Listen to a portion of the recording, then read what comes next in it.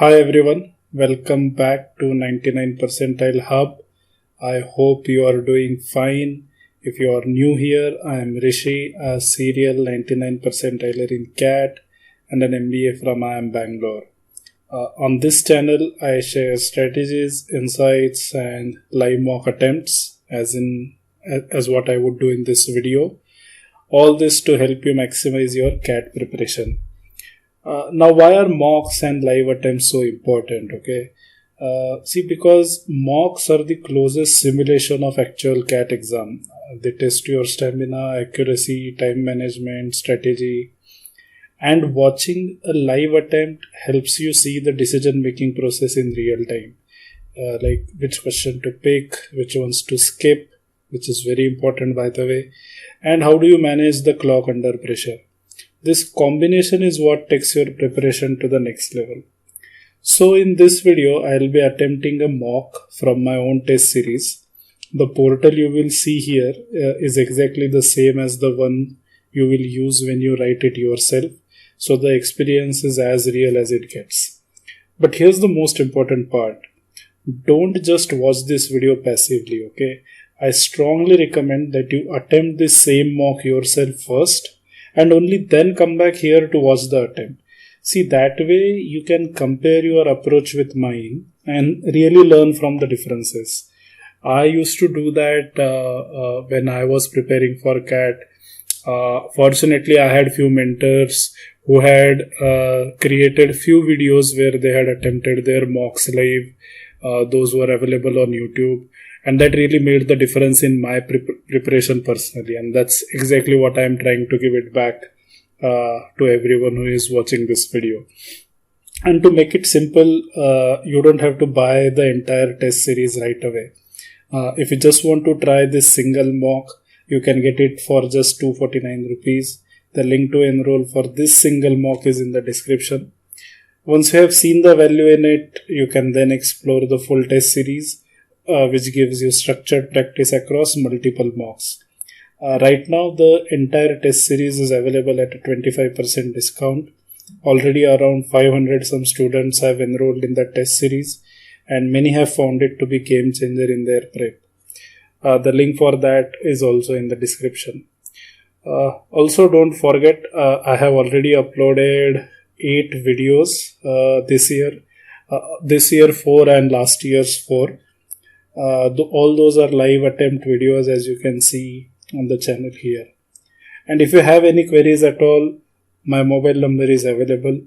Over 100 plus students have already reached out on WhatsApp and had their queries resolved. So feel free to message me and I'll be happy to help you too.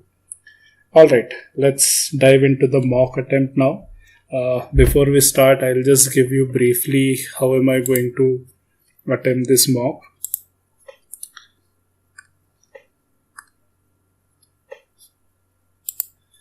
So basically, a CAT has 3 sections: verbal ability, reading comprehension, data interpretation and logical reasoning, and in the end, quantitative aptitude.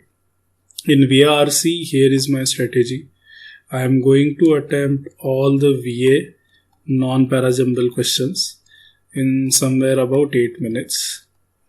Then I would try and attempt all the RCs. So somewhere about 30 minutes. Here target is to attempt all the 4 RCs. And then in the end, I would come to the remaining verbal ability questions, which typically would be parajumbles, and spend some last few minutes that I have. All in all, I'll target to attempt somewhere about 21 plus questions here. And I would target to have a decent or at least above average accuracy here. In DILR, it's simple. I'm going to scan the question paper for first 5 minutes. In these 5 minutes, I'm going to decide which one to not solve. So I am going to decide one set which I will not solve. So that basically leaves me with 3 sets, and somewhere about 10 and 15 minutes is what I would typically spend on these sets. So this would be my target. Target is to, number of question wise, at least 12 plus question. And because I am going to choose the question that I will solve, I would expect that I have higher accuracy here.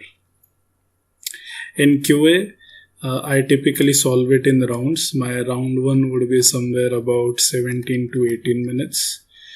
Round 2 would be somewhere about 18 minutes. Again, 17 to 18. And then there is round 3, which is somewhere about 5 minutes. So again, idea here is in round 1, I should be able to scan through the question paper and at least pick all those questions that are highly easy. Something that I have solved before, something I am familiar with. I would attempt those questions first. Then I'll move to round 2. This is where I would go for those questions which either might take some more time, or some topic that I am not really comfortable with, but in this mock there are certain questions that I may be able to solve, or some questions that I am somewhere familiar, but again there are certain new things that are there in the question, which might take me some more time to solve, right? So those are the questions I would attempt in the round 2. And round 3 are those which basically either they are too difficult a question, too big a question, or those questions that I know are very tricky or doesn't really come from my strong areas. So those would be the round 3. In case I have time, I would attempt those. Otherwise, I would like to attempt round 1 and round 2 questions only. So for example, geometry, right? Geometry is something that I'm not really good at. So geometry is always round 2 for me, as you might have observed in my previous videos. So something like that are round 2. But algebra is something I'm comfortable with. Arithmetic, those would typically be round 1 for me. Yeah. Here again, target is to attempt at least 16 plus question. And because I am going to attempt questions that I am familiar with or I am comfortable with, I would expect a very high accuracy here as well. So that's the overall strategy in which I would attempt the mock. And with this, let's dive in.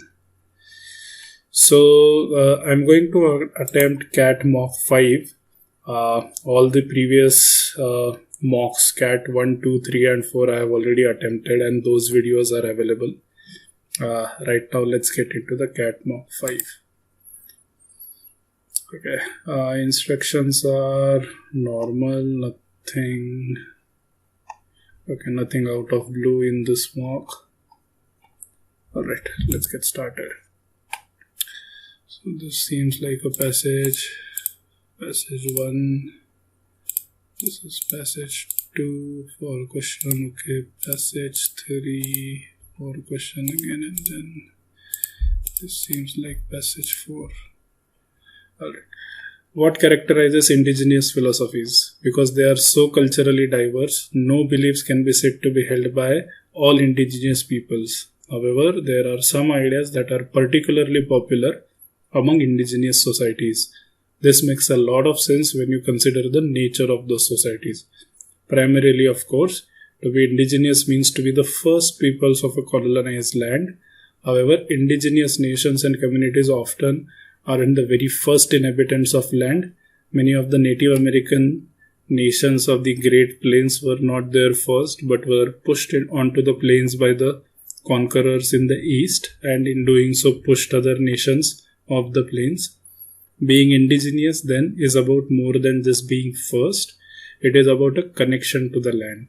Without that connection, we would have left out territories long ago, but many of our ancestors consciously stayed and fought their colonizers. In other words, our very identities as indigenous peoples depend on the thoughts and ideas that drive our stubborn devotion to our land. Okay, so this seems like a fairly easy to read passage, nothing out of blue here.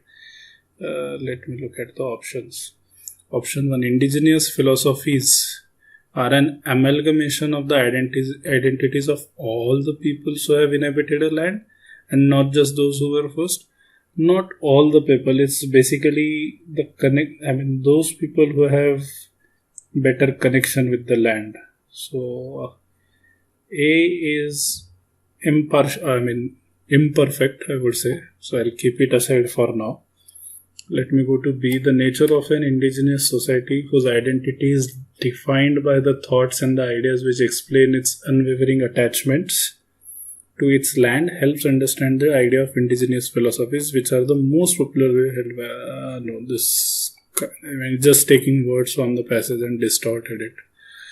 It is not indigenous philosophies which define the identity of the corresponding indigenous society. It does actually, but the stubbornness, no. It is the indigenous philosophy that helps indigenous societies maintain a stubborn devotion to their land, and this devotion in turn defines their identity. So D is better option.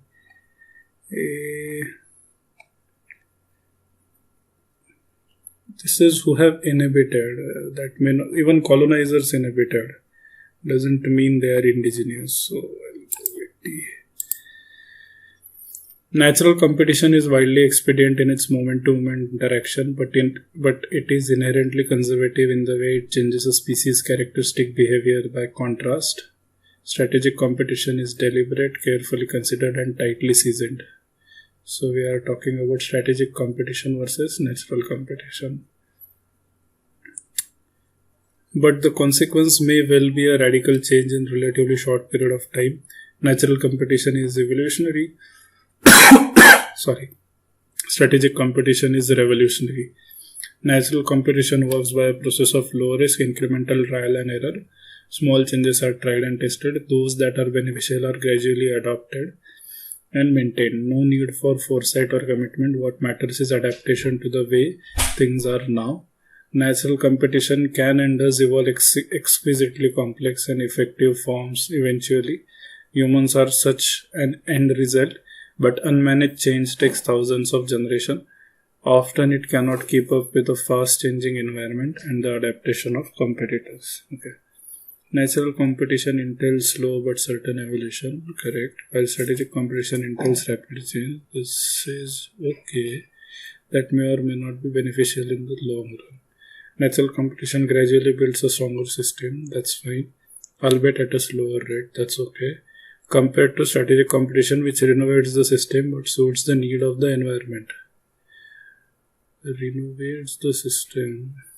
Okay. Natural competition is conservative and careful and works best for complex system. While strategic competition is radical and reckless and ideal for nimble systems. So C is definitely not the answer. Natural competition works on trial and error and incremental changes that slowly help system evolve, while strategic competition is more suited to a fast changing environment because it's logically compact but radical changes. Okay, so renovates is something I'm not really sure. So between A and D, works on trial and error and incremental changes. It is slow but certain evolution. Certain evolution. Are we sure that it is certain? Tried and tested. Does that mean certain? But the system will go with D. D seems better. Okay. Skeletal muscle is a highly specialized tissue composed of non-dividing multinucleated muscle fibers that contract to generate force in a controlled and directed manner. Skeletal muscle is formed during embryogenesis from a subset of muscle precursor cells, which generate both differentiated muscle fibers and specialized muscle forming stem cells known as satellite cells. Okay. Satellite cells remain associated with muscle fibers after birth and are responsible for muscle growth and repair throughout life. Failure in satellite cell function can lead to delayed, impaired, or failed recovery after muscle injury, and such failures become increasingly prominent in cases of progressive muscle disease and in old age. Recent progress in the isolation of muscle satellite cells and elucidation of the cellular and molecular mediators controlling their activity indicate that satellite cell-based therapies may involve either direct cell replacement or development of drugs that enhance endogenous means internal muscle repair mechanisms. Okay. The multifaceted, differentiated skeletal muscle fiber cells formed from a lineage of muscle precursor cells during embryogenesis do not have as much therapeutic promise as the muscle repairing satellite cells emerging from the same source.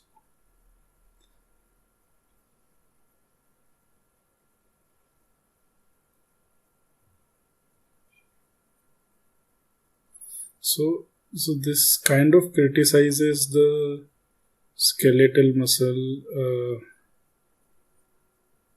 subset of muscle precursor cells.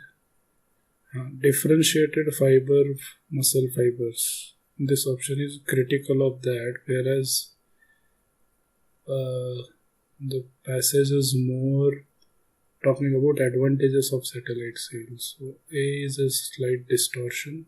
Skeletal muscle cells are formed during embryogenesis, while satellite stem cells are formed soon after birth, with the latter holding therapeutic promise.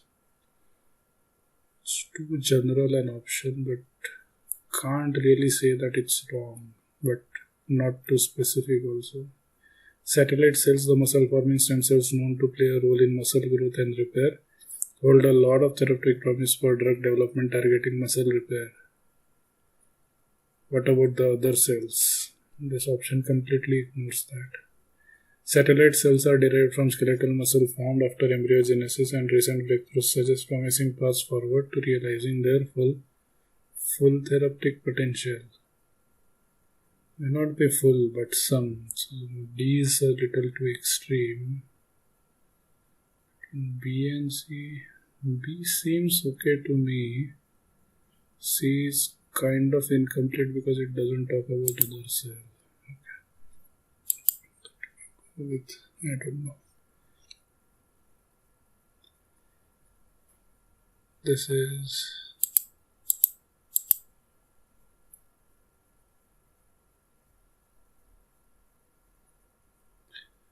those elements, in fact, are critical to determining the rhythm of music. Tempo, on the other hand, contributes to the overall feel of the music, whether it is exciting, attempts to convey sadness, or sets a relaxing mood. Rhythm is among the most important fundamental elements in music, with differences in rhythmic structure characterizing different styles of music. Moreover, the same rhythm is produced regardless of the speed at which music is played. The rhythmic structure cannot be separated from time or the basic beat, such as quarter note or series of 8 notes. Factor tempo, on the other hand, contributes to the overall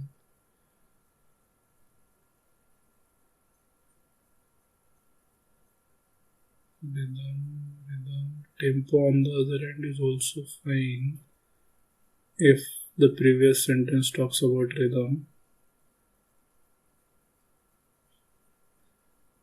They cannot be separated from one another. This is a need. Moreover, the same reason is valid regardless of the speed at which music is played. So this talks about rhythmic structure. Attempts to convey sadness or sets a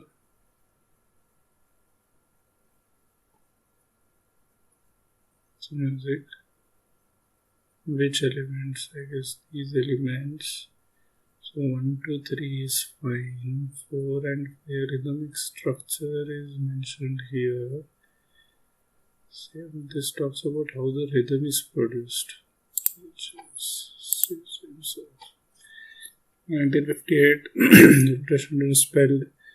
Oh my god, I've spent so much time. Shit. Lost my hair and my mind on after spinning one word after another. I have been obvious to succeed with memory or realizing very close word plus Raya. Because the national link B has ended with a word that has to do with words or language.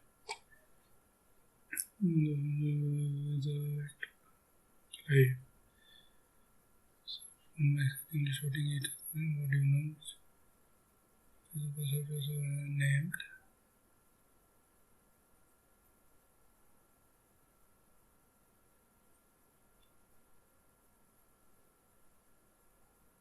In the sentence.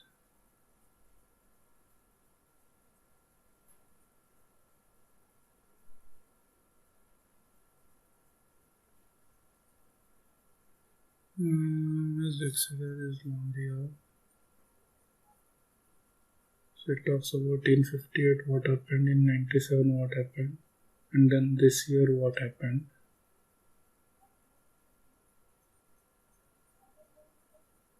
This on the other hand doesn't talk about when did it happen. One of the best examples from the list of winning words is this. But when, where, the rest everything is talking about occasions.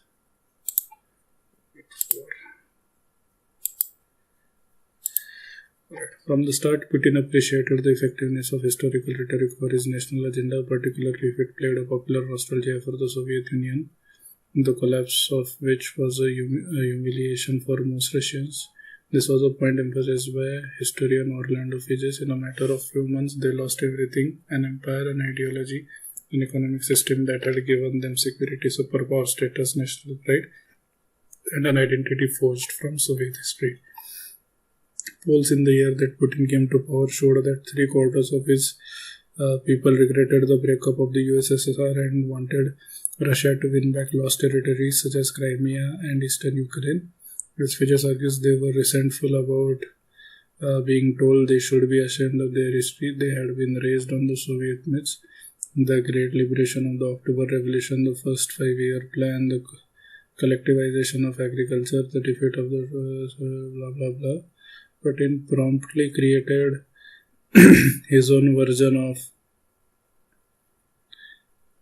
history, combining Soviet myths with stories from Russian Empire before 1917, and when the centenary of the revolutionary came, his government studiously ignored it. Putin has not denied Stalin's crime, but he urges that they should be set against Uncle Joe's achievements. Uncle Joe set above all victory in the Great Patriotic War.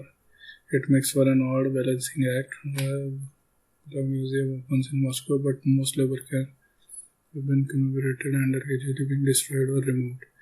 The first use of actual violence in the service of Putin's control of history came on 4/2008 when mass men from Russia's General Prosecutor Office forced their way into St. Petersburg Office of Memorial that since 1987 has pioneered. The men confiscated 12 hard drives containing information on more than 50 operation and were dated between 17 and 60s. Following year, Mikhail Sopronov, Russian Tortiga was arrested, his eye was searched, and his entire personal archive was confiscated. Russia FSB agents also arrested a police official who had handed over archive material to the historian. Later in 2018, the Culture Ministry withdrew the distribution license for the death of Stalin. The committee about the Soviet leader and his immediate circle. In late, the leading member of Memorial said that today's power is very rational. There is freedom of expression and speech. There are shelves to put in books in the stores. Since then, Putin, who doesn't care if his critics think he is on the wrong side of history, has become ever more intent on a single narrative controlled by the Kremlin about what Russia was, which means he will continue to deny the full complexity of its history, building a collective memory through propaganda, the media, and officially sanctioned books. What is the central idea of the passage? Putin is rewriting Russia's history, drawing on a long tradition? No. Putin is creating his own version of history of Russia in order to re-establish the Russian Empire. No, Putin's version of Russia's history ignores its complexities and creates a narrative of half-truths combining nostalgia. This is okay actually. Much like Stalin, Putin has used media and government sanctioned books to make accurate history of Russia. Ignores complexities, half-truth. D seems better to me. Historian Orlando Figes is most likely to agree with which of the following statements. The greatness of events like October Russian history is mostly exaggerated propaganda. So he would actually agree with this. As is one of the Soviet myths, he would not, it's anyway a fact, and he would not agree with that. Most Russians are nostalgic over Russian Empire that existed prior to 1917. He's not saying that. He's saying they were resentful about and all of that. Under the Soviet Union, Russia hardly made any progress in culture science. It can be inferred from third paragraph that Putin has not denied Stalin. Putin is generally appreciative of the repressive regime of Stalin. He is not openly appreciating it. Stalin's repressive regime does not fit well in Putin's historical rhetoric. That's why he is staying away from it. So B seems okay. Has been traditionally rewritten. Camps and mass graves all of the following, if false, would undermine Putin's efforts to rewrite history. If false, would undermine, that means weaken. So 3 of them, if false, would weaken. 1 of them, if false, would not weaken. Currently, most Russian archives are open to national and, so I'm falsifying it, are open to national and foreign historians. It's actually not. It said the people are actually stealing it, or rather getting it from other means. I don't know. Majority of the documents from the Russian archives are available for research studies. Would it undermine Putin's efforts? Yes, it would. Because then more people, so this undermines. Organizations like the Welfare are effective in helping survivors of the war and allowed to publicize crimes of, so this would definitely undermine. Most Russian archives, ones, have always been open, not open to public. So that would actually strengthen. So this 20 minutes only. Shit. Though scientists have tried for decades to design pain relievers that are both more effective and less addictive than opiates, most efforts have gone aground. At the heart of these failures lies a fundamental misunderstanding of the nature of pain, says Clifford Wolff, one of the world's foremost pain scientists. It is not a single phenomenon that can be addressed with a universal analgesic, but consists of distinct types that demand targeted therapeutic approaches. Wolff and colleagues at Harvard Medical School are convinced they are finally just a few years away from identifying powerful precision painkillers that could not only safely replace opiates but effectively target distinct pain types. Their endgame is to eliminate chronic pain altogether. All neurons express multiple types of sodium, potassium, calcium ion channels that together regulate their ability to translate stimuli from external world to the rest of the nervous system. But Wolff, Bean and Binstock knew that pain-sensing neurons called nociceptors feature unique large pore ion channels not found on other types of neurons, a Nobel Prize-winning discovery made in the late 90s. Wolff, Bean, Binstock soon identified a way to exploit these unique ion channels to shut down signaling on activated mouse nociceptors while leaving all the other neurons untouched. So basically targeted attack. The implications were vast because these compounds worked exclusively on nociceptors that were sensing painful stimuli. They could squelch pain at the source without disabling neurons engaged in other functions. By comparison, most clinically used analgesics tend to hit diverse targets in the central and peripheral nervous systems. Opioids, for example, act not just on nociceptors but the brain, spinal cord, and the nervous system in the gut, which can lead to sedation, physical dependence, respiratory depression, and death. The scientists knew that making the leap from the animal models and basic science, the research at the heart of human knowledge, to clinical drug development would be challenging, but they also understood that their discovery opened a major new avenue for the treatment of pain. A decade and a half later, their finding remains a big deal for the field of pain science. Despite the risk of addiction and overdose, opioids have been used to treat pain for millennia. Egyptian medical papyri from 1550 BC show that healers used poppy plants to cure breast abscesses and to calm crying children, and that tinctures of opium were mixed into eye drops and ointments. But over the long term, opioids aren't an effective treatment for pain, not just because of the potential for deadly side effects, but because the brain demands higher and higher doses to produce the same effect. A recent review published in Journal of American Medical Association found that across a variety of chronic preconditions, opioids reduce pain by an average of less than 1 point on a 10-point scale. Less stringent options for pain mitigation, NSAIDs, acetaminophen, ibuprofen, blah blah blah, drugs that are prescribed to suppress nerve pain, are clinically effective only in a minority of patients with chronic pain and are also known to have deleterious effects on cells that are unrelated to the pain targets, including cardiovascular tissues. According to the passage, most efforts to find a pain reliever to replace opiates run aground because you don't know what you are targeting. Pain is multifaceted, various, and rarely understood. Opiates have been successfully used, no, as the primary pain have a recent discovery. No, it's the nature of pain which is complex. So A is more. Pain is subjective to the no. It can be inferred from the passage that scientists are looking for a more effective pain reliever than opiates, most likely because it doesn't really work properly. In short, opiate pain relievers are found to cause unpredictable side effects. Not unpredictable. Opiates are used out of fundamental misunderstanding about the nature of pain. No. Opiates are simply not effective when it's come to chronic pain.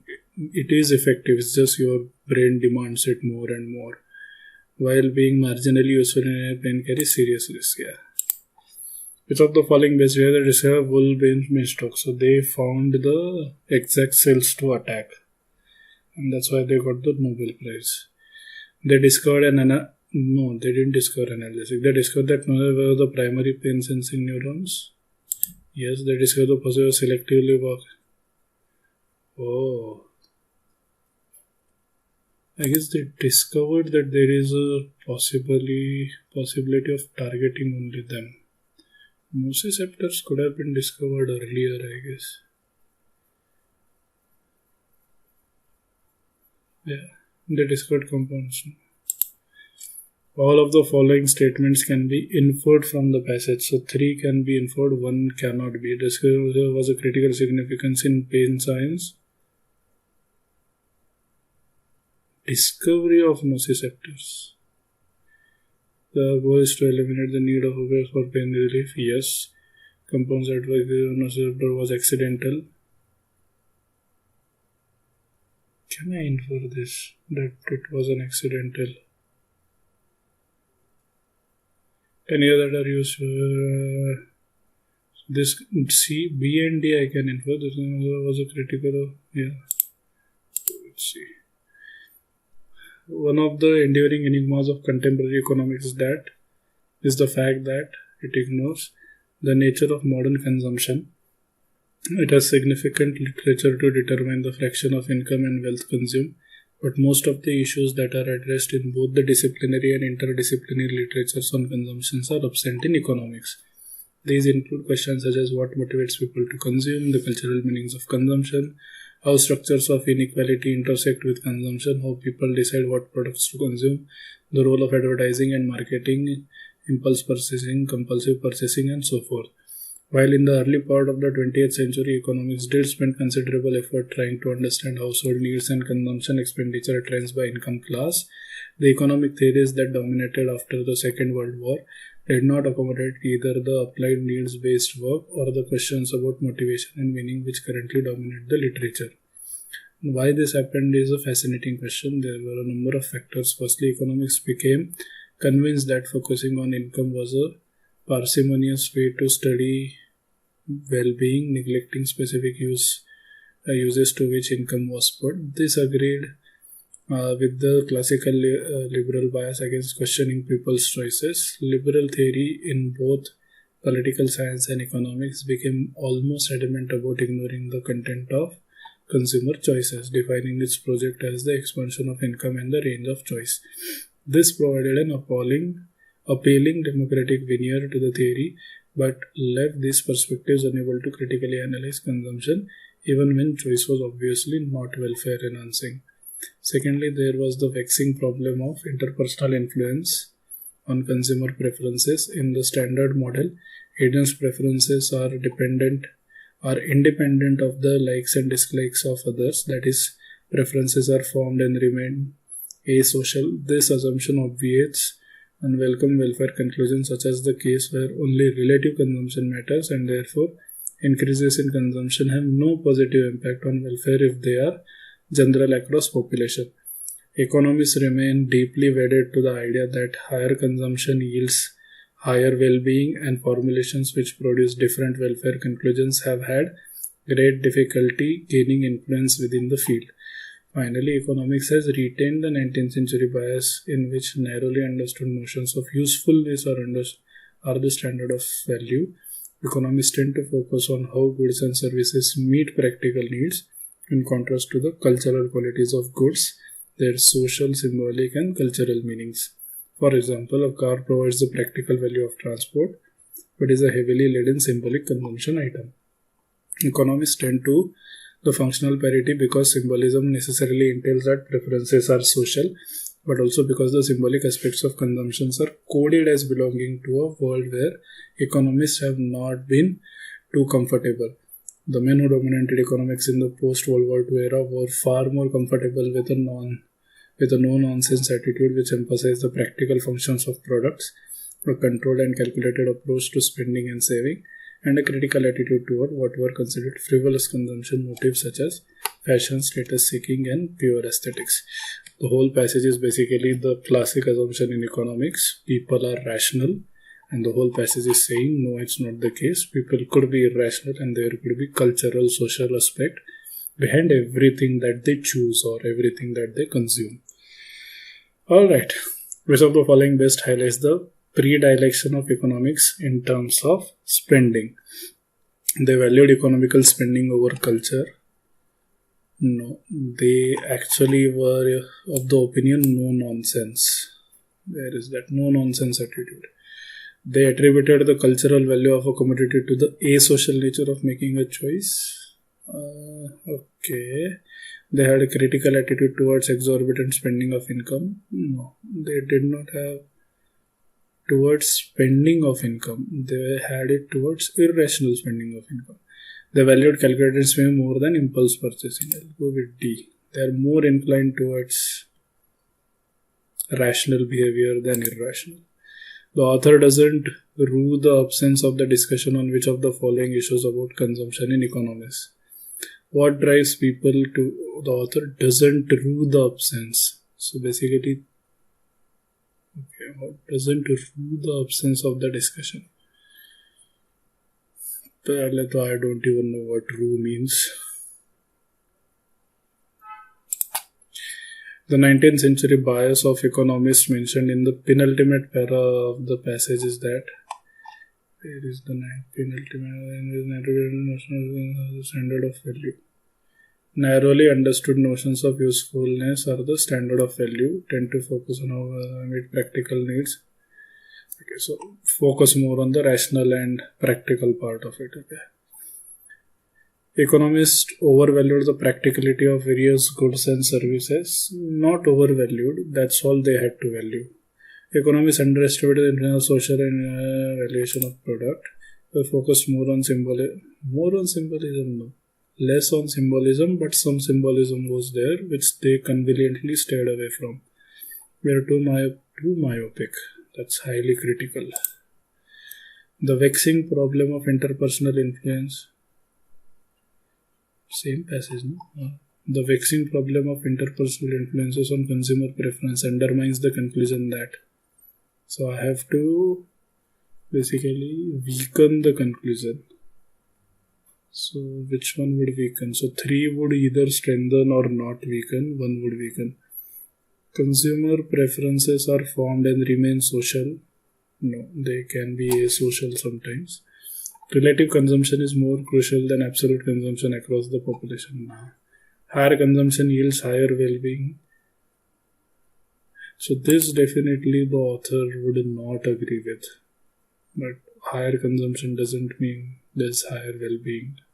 Because you might be spending something irrationally. Increase in consumption doesn't always have a positive impact on welfare. This one is also fine. Let's see. 8 minutes. On average, people's memory stretch no farther than age 3.5. Everyone before then is a dark abyss. Psychologists have named this dramatic forgetting childhood amnesia. Patricia Bauer of Emory University, a leading expert on memory development, says. Development says this phenomenon demands our attention because it's a paradox. Very young children show evidence of memory for events in their lives, yet as adults we have relatively few of those memories. For nearly 100 years, psychologists had no endurance because they were never durable in the first place. The late 1980s marked the beginning of the reformation in child psychology. Bauer and other psychologists began to test infant memory by performing a series of actions and then waiting to see if a child could imitate the actions in the right order after a delay ranging from minutes to months. These experiments revealed that the memories of children 3 and younger do in fact persist, albeit with limitations. In 1991 study, researchers discovered that 4.5-year-old could recall detailed memories from a trip 18 months prior. Around age 6, however, children begin to forget many of these earliest memories. In a 2005 experiment by Bauer and her colleagues, 5.5-year-olds remembered more than 80% of experience they had at age 3, whereas 7.5-year-olds remembered less than 40%. This work laid bare the contradiction at the heart of childhood amnesia. Infants can create and access memories in their first few years of life, yet most of these memories eventually vanish at the rate far beyond the typical forgetting of the past we experience as adults. Maybe, some researchers thought, enduring memories require language or a sense of self, both of which we lack as infants. But although verbal communication and self-awareness undoubtedly strengthen human memories, their absence could not be the whole explanation for childhood amnesia. After all, certain animals that have large and complex brains relative to their body size, such as mice and rats, but do not have language or presumably our level of self-awareness, also lose the memory they make in infancy. Perhaps then the paradox had a more fundamental physical basis that was common to people and other big-brained mammals. Between birth and our early teens, the brain is still laying down some of its fundamental circuitry and thickening its electrical pathways with fatty tissues to make them more conductive. In a massive surge of growth, the brain sprouts innumerable new bridges between neurons. In fact, we have far more links between brain cells in our earliest years than we end up with within adulthood. Most are pruned away. All that excess brain mass is the wet clay from which our genes and experiences sculpt a brain to suit its particular environment. And that might just suggest why infants can recall even if they don't know the language or the science and anything. This adaptability comes with a price. While the brain undergoes this prolonged development outside the womb, the large and complex network of disparate brain regions that collectively create and maintain our memories is still under construction and not as capable of forming memories as it will be in adulthood. Therefore, consequently, the long-term memories formed in our first 3 years of life are least stable memories we ever make and highly prone to disintegrating as we age. Beautiful passage. According to passage, which of the following best reconciles the paradox mentioned in the first para? The environment children grow up in determines which memories are retained. So what was the paradox? Paradox is two contradictory events. Here is basically children do make memories and yet when they grow up, they don't retain those memories. So it's like you can create but you cannot recall. The environment children grow up in determines which memories are retained. I'm not sure. Memories which are created while the network of brain regions is still under constructions are unstable. That's the whole last line.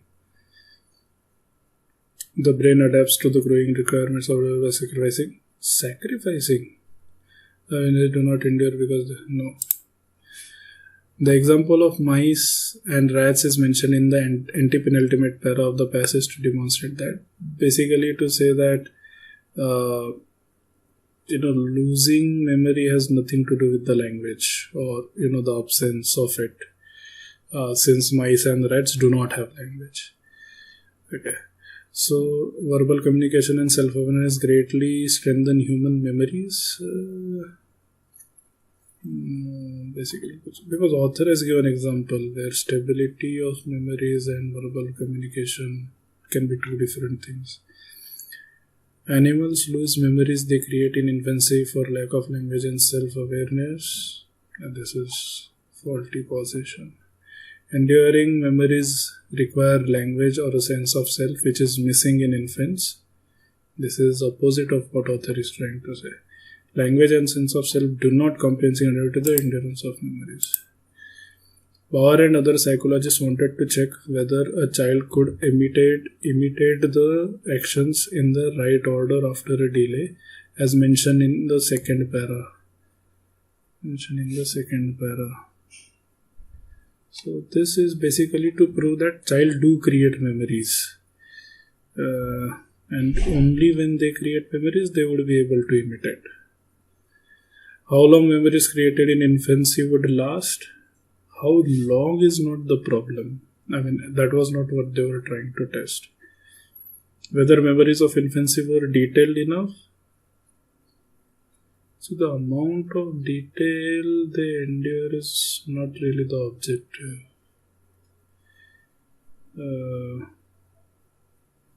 Whether memories are formed during infancy, they know they form, so that's not really what they were trying to test. The transience of memories created, so how much can you retain and how much will you forget? So transience is fine. Which of the following offers an alternative explanation to why humans don't recollect childhood memories? So as an adult, because while the brain was forming, chances are you could lose those memories basically. The brain constantly disintegrates to make new memories. No, it's not. You want to replace it with new memories, that's why you do it. So that's not the case. The body cannot expend enough resources during childhood to form neurons required to form. So this is fine. Frequently, excess memory endure longer than those aren't retrieved. If the brain will beyond the teenage years, I'll go with B. B seems better. Alright, let's just stop here. I don't think I can even attempt the parajumbles. Alright. The following bar chart shows the percentage breakup of the production cost of 5 products 1, 2, 3, 4, 5 in the year 21-22. List of A, B, C, D, E, F. Whereas A is labor, B material, C packing, D. Sorry. Very weird percentages. Can't even convert them into fraction. This is it. The total cost of production of 3 is twice the total cost. So this bar. Simple data, complex numbers, smallest difference. So basically not too much brain but more of a calculator I'll have to use. 7 friends, Ria, Ron, Bob, Harry, Hermione, blah blah blah. Additionally, it was difference between amount spent by Ron and Harry. 7 friends, okay, none of them got. What was the difference between Ron and Princey? The total amount spent can be uniquely determined. Okay, so there could be more than one case. This has an exact answer. Okay, so 3 of the questions have exact answer. That was 4 questions. Raja is working on his internship in VTS Auto. One of his regular activities is to collect data of defective items produced by 5 different machines at a fixed interval. He collects this data 5 times a day and records them in a tabular format. Raju uses this tabular format report where he has revealed partial data of the day. All 25 values are distinct integers. The smallest number is 1, the largest is 25. The average of the 5 machines is an integer.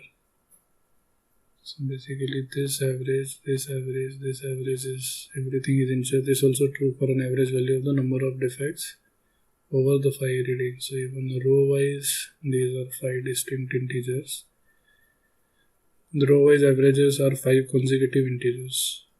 So not only are these integers, they are consecutive. Similarly, column wise are 5 consecutive. Okay. Machine 2 is more than the number of items recorded in machine 1 in each reading. Also, the number of items recorded for machine 5 is more than the number. In machine, the third reading is the average of the first and fifth. So, pure number play and some logic, and second and fourth reading of machine 2. So direct answer, difference between largest and smallest. This is direct answer. What the hell is this? Nth reading of nth machine. First reading of first machine, second reading, third reading, fourth reading, fifth reading.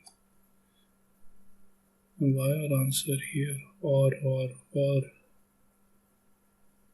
So maybe more than one possibility, is it? Okay. 5 questions uniquely determined.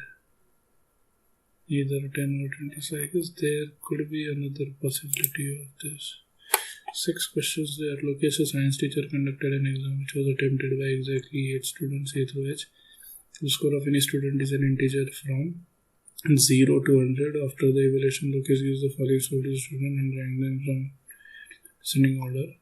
Higher average to receive their scores. Some of them approached Lokesh and asked that their papers be re-evaluated. Lokesh rewarded their responses. Approached him in increased after evaluation. Further, the scores of none of the other students changed after evaluation. The scores of no two students were the same. Okay. The rank of any student after the re-evaluation was not the same as that before the re-evaluation, so everything got shuffled. The total in scores of all the students was not more than 50. Exactly 2 students approached Lokesh. There is a minimum possible. This seems like the toughest one, so I will not solve this one. Basically 15 to 20, the 6 question set. So I will attempt the remaining. Should I start with this? Let me start with this. So total production cost of 3. So basically, oops, this thing is started. So total production cost of 3 is twice of 5, okay, and half the total cost of 2, half of 2, okay, and assume this is, let's say, 100k, which means what? 3 is 100k, 5 is 50k, and 2 is 200k. The total production cost of 4 is thrice of what? Is thrice of the total production cost of 5 and half the total production cost of 1. Now what do I know? 5 is 50k. 5 is 50k. So 4 is 3 times of that, which is 150k, and 1 is double of that, so 300k. Which two products show the smallest difference in the material cost for any two products? 1 and 4. 1 and 4 material cost. Material cost is B. So let me just find out. 1 2, 3, 4 and 5. What are the material cost? One material cost is B is red, 17.7, 20.6, 7, 20.6, 16, 7, 32, 1, 32, 1, and then 14, 2. 1 is 300k, 2 is 200k, 3 is 100k, 4 is 150k, and 5 is 50k. So this is 1, 3, 5. So this is 5310. This is 4120. This is 1670.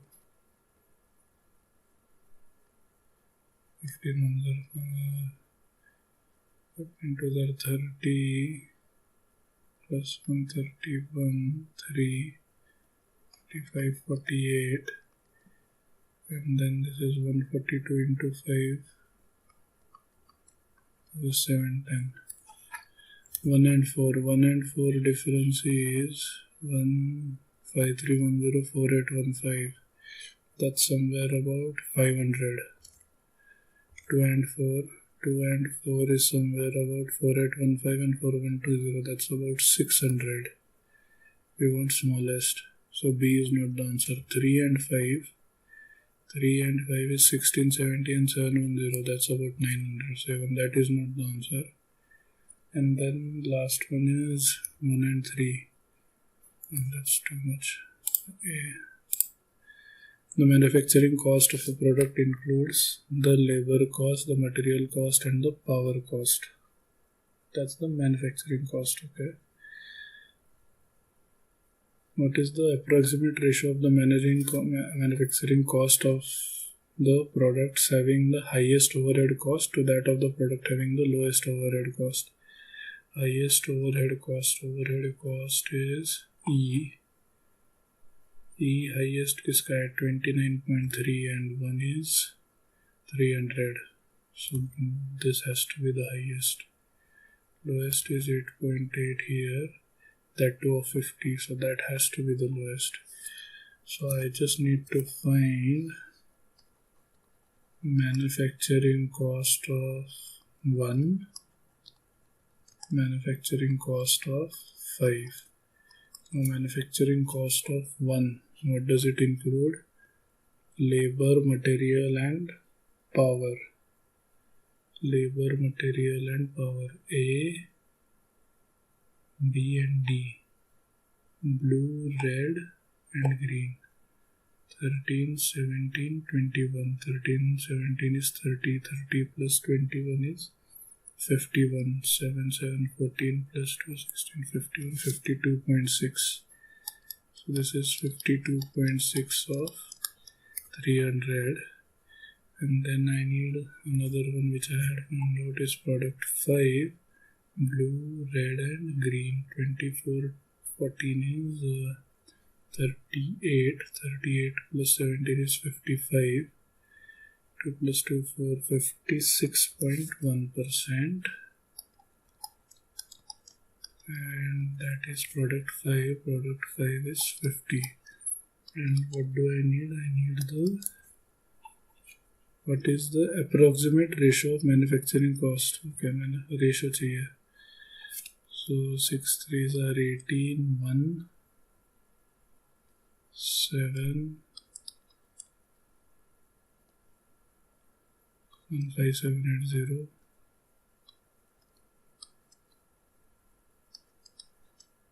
15780 upon 2805. 0.5213. Okay, let me first 15780 divided by, that is divided by 2805.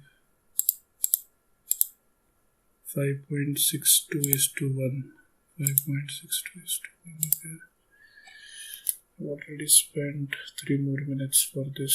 For all the products, the labor cost is increased by 20%, packing by 40%, power by 10%. All the other costs are not changed. For which product will the percentage increase in the total production cost be minimum? Total production cost percentage change will be minimum. So if I see packing cost is 40% highest, 1, 2, 3 and 4. Between 1, 2, 3 and 4 was the highest packing cost. CC is yellow. So this one is the lowest.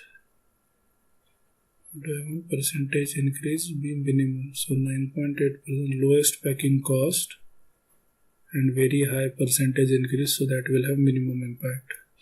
Should I just mark off product 1? For how many products was the overhead cost more than the power cost of product 3? Power cost of product 3. Product 3 का था 100K. Power cost is D. Power cost is D. D for 3. 3 is 100K. 3. D is green. So 189. 189K is basically the power cost of 3. Now how many had more overhead cost? More overhead cost. Overhead क्या है? E है. E is orange. So this is about 30% of 390. So this did not have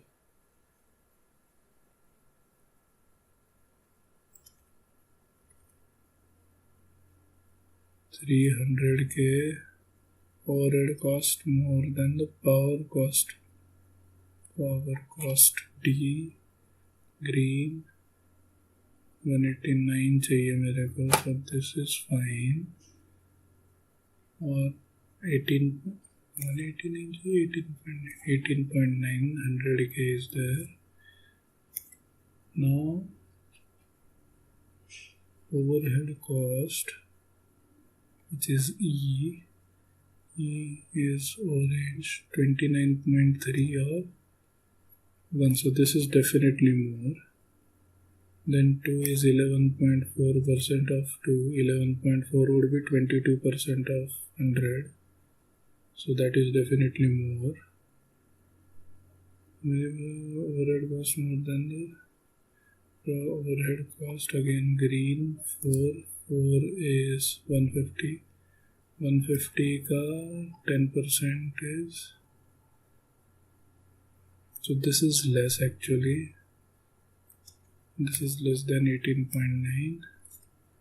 And 5 is 50K. 50K ka 17%. ये तो कम ही होगा.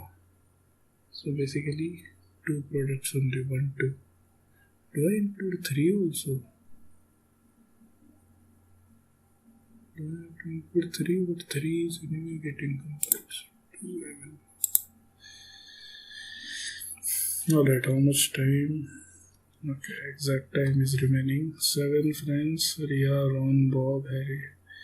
Difference between amounts spent by Ron, Harry, Ria, Pansy and Hermione Cindy was equal. None of them bought more than 2 pieces of any item, but each of them bought at least one each.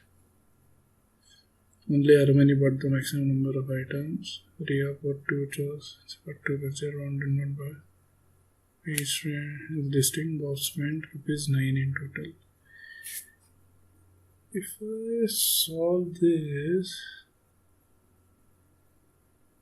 should I just make the cases? So what all things are there? There is a chalk, crayon and a pencil. Chalk, crayon and pencil. And then there is total. And there are 7 friends. So friends I would write here. How many possibilities are there? Each one bought chalk cost what? 2 chalk, 2 crayon, 3 pencil, 1. So if I buy 1 each, I'm gonna spend 2 plus 3, 6 plus 1. Sorry, 2 plus 3, 5 plus 1, 6.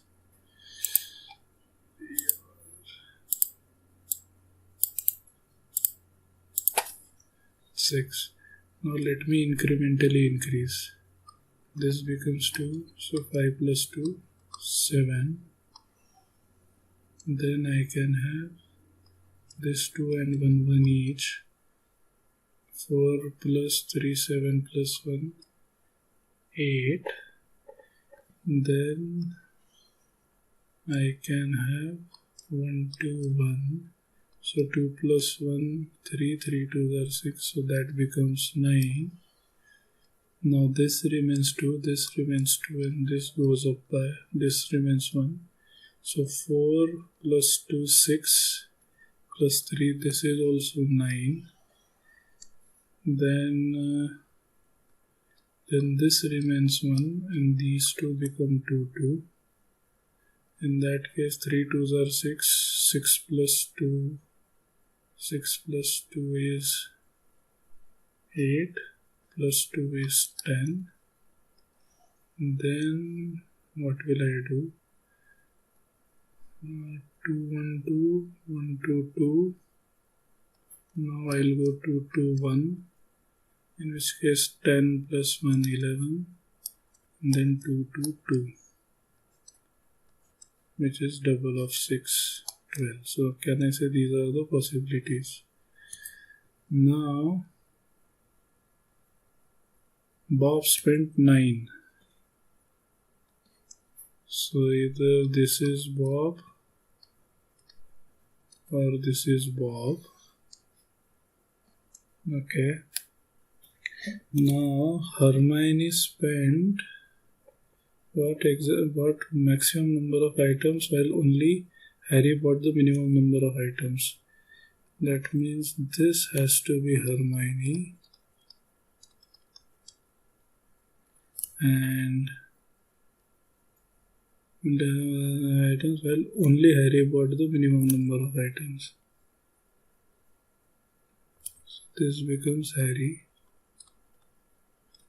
This is Harry. And this is Hermione. Okay. Now Bob spent 9 rupees, that I have done. Then Ria bought 2 chalks and Princey bought 2 pencils. Ron did not buy 2 chalks. Ron did not buy 2 chalks. So this is not Ron. This is not Ron. This is not Ron. Ria bought 2 chalks. So this could be Ria. This could be Ria, or this could be Ria. So Ria either could have spent 8, 9 or 11. Princey bought 2 pencils. So Princey could be either the one who spent 7 or 9. But Princey cannot be 9 because everybody has spent different. So Princey cannot be 9. So Princey can be either 7 or 10. So this one, Ron and Harry. Difference between Ron and Harry. Ron and Harry is what? Ron and Harry. Harry is 6. Ron could be. Ron is the one who's... so where can Ron go? Ron can spend 7.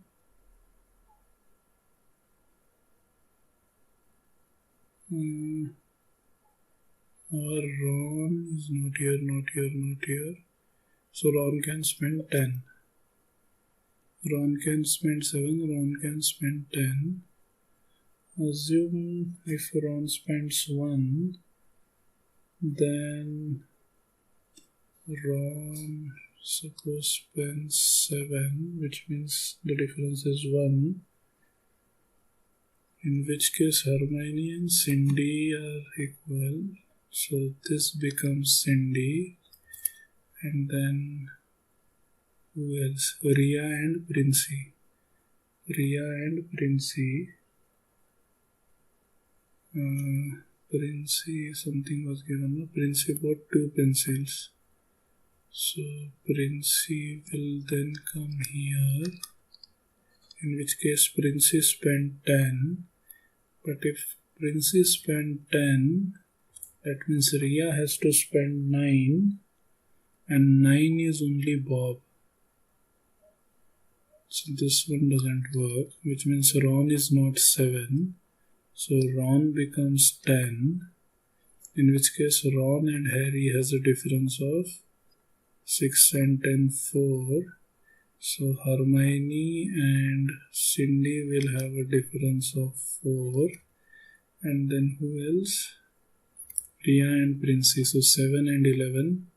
Ria and Princey. But Princey bought 2 pencils. So this becomes Princey. This becomes Ria. And nobody. So Bob could be here or here. And then the rest of the people are like this. Does that work?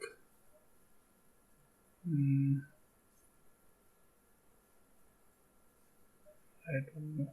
I think it would work. What was the difference between amounts spent by Ron and Princey? Ron spent 10. Princey spent 7. So the difference has to be 3. For how many friends the total amount spent by them can be determined uniquely? Total amount spent by them can be everyone. Only the Bob is the one who we don't know the actual what he bought, but total we know for everyone. So all 7 friends. Amount spent by Ria was Ria spent 11. Who spent the third lowest amount? First lowest is 6, second lowest is 7, third lowest is 8, and that is Cindy. Alright, chalo, 15 minutes left. Let me go back to the. I'll solve this one only, right? This one or this one? I'll solve this one. Let me just create this up. So I have machine 1, machine 2, machine 3, machine 4, machine 5. Let me write total, average or total, I guess average is given anyway. Then I have first reading, second reading, third reading, fourth reading, and fifth reading. Then I need total here as well. Now some fields are known. This is 1, this is 2, 8, 13, 18, 4 and 5. So what does it say? These are all numbers from 1 to 25. 1 to 25 matlab their summation would be what? 1 to 25, 25 into 26 divided by 2. 675, 25 into 13, right? 675. The average of the defective, so average across rows is distinct and goes up by 1 and are consecutive. So 13 into 25, right? Which means what? This has to be 13 and top to bottom, right? Left to right, top to bottom. So this means this has to be 11 into 5, 55, 12 into 560, 14 into 570, and 15 into 575. Similarly, this would be 13 into 565, 11 into 555, 12 into 560, 14 into 570, and 15 into 575. Now first and for every machine, third reading is the average of first and fifth. First and fifth. So M3, first and fifth, average is 13. That means first and fifth must add up to 26. 26 means 125 doesn't work. 224 doesn't work. 2 is here. 323 can work. 4 doesn't work. 5 doesn't work. 620 can work. 719 can work. 818 doesn't work. 9 and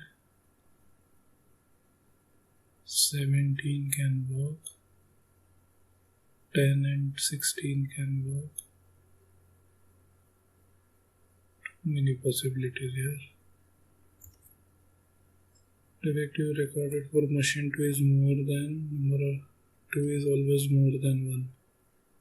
So this column is always more than this.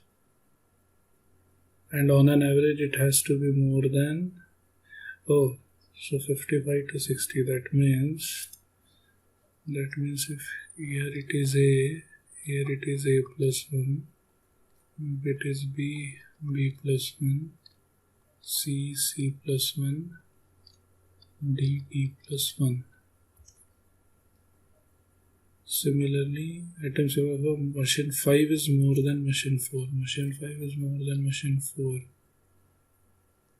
That means if it is E, E plus 1, F, F plus 1, F, G, H, H. Let me call this as X. This is 26 minus X.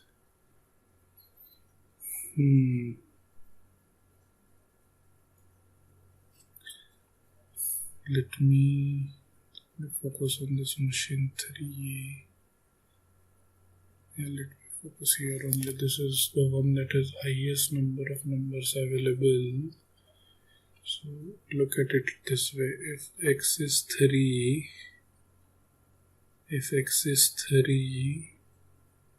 this becomes 23. 23 plus 3 is 26. That means these two will have to be 24. Does that work? That works. This cannot be 4, this cannot be 5. How about if this is 6? If this is 6, 6 plus 2, 8 plus 1, 9. 9 means these two numbers have to add up to 46. That means 24, 22, or no, these two will never add up to an even number, E and E plus 1. This is an odd number. This will always be odd. This is always odd. So even X has to be odd. So it cannot be 4. So it has to be the next best number, which is 5. In which case this becomes 21, 30. That means these two have to be then 45. 45 means what? 22, 23.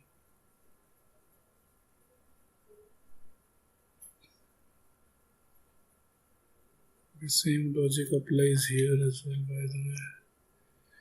It doesn't really work that way. Let me go from the other side then. How about 16 and 10? That was the last, right? Yeah, 16 and 10. If this is 16,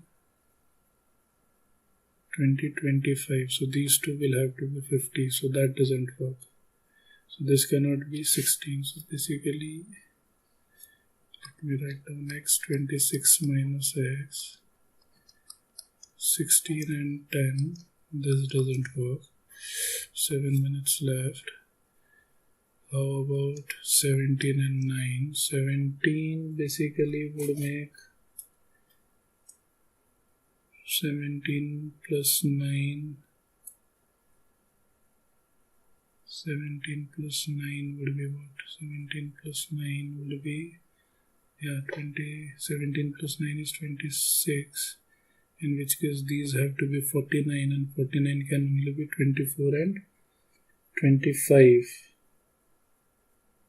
But then 25 and 5, no, they have said, what is the, for every mission, third reading is the average. 5 plus 1, and that doesn't work. Because then you are basically saying 17 here, so 26, so you need an additional 49, which can only be fulfilled by 24 and 25, but 24 plus 1 is 25, so this will be 12 and a half, so that doesn't work. So I definitely need an odd number here, and I need an even number here. So 9, 17 doesn't work. 8, 18 doesn't work because those are already taken. 7, 19. Does that work? 7, 19. So this is 19, 28. 28 means I need 37 here. 37, which means 37, 18 and 19. But again 18 plus 1, 19. Again an odd number here.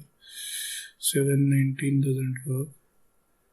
Then 6, 18 won't work because even don't work. 5 and 8, 20 and 21. 5 and 21. 5 and 21. Do these work? 21, 30, 45. 45 wins again. 45 wins again. What would that be? 30. 45 means I need 30. But two consecutive numbers will never add up to 30. So even this doesn't work. 4, 22 doesn't work. Because E1. So which I get 323. That's the only option left. 23 and 3. Does that work? 23, 9 plus 23. 9 plus 23 is what? 9 plus 23 is 32. Correct. 9 plus 23 is 32. So I need another 43. And I will get 43 how? 43 I will get 22 and 20. 43 कैसे मिलेगा? 43 would be 21 and 22. So that works, no? 21 and 22. So 21, 1, 22. So this becomes 11. This becomes 12. 11, 12, 13. So that's 36. 36 to 65. I need 29 more. तो क्या हो गया 14, 15 हो गया ये.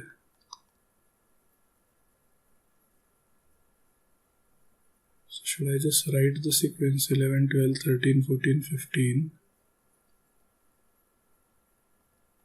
Is it 16, 17,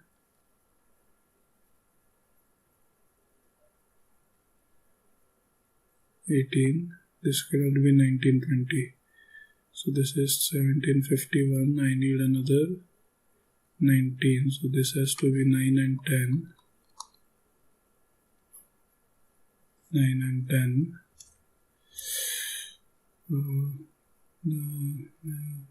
क्या हो गया 1, 2, 3, 4, 5, 6, 7 or 20. Okay, let's look at this 6. I need 55, 49. That means 24, 25. So what is remaining? 1, 2, 3, 4, 5. So then this is 6, 7. And then this is 19, 20. What is the summation of values? Second and fourth reading for machine 2. Second and fourth reading for machine 2. 17 and 7. 24. It's there in the option.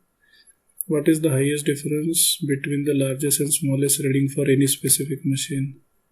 1 and 25. Is highest and lowest. 24 1. Highest difference between the largest of any machine. Okay, 1 and 21, 20. This is 20, 20, 20. And this is 1 plus 7 plus 13. This is 21. 21 plus 9 plus 5 is 14. 35. 35 divided by 5 is 7. 7 or 11, 7 or 12.5. There is another possibility. Kya? Should I just mark something?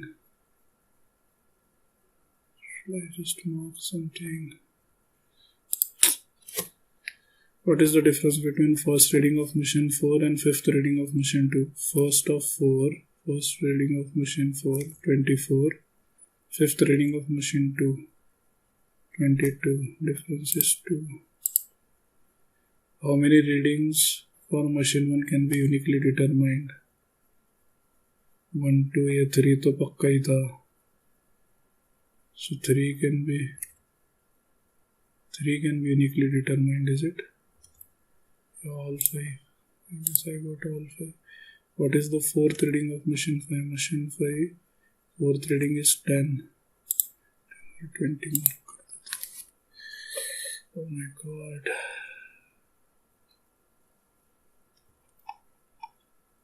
What the hell?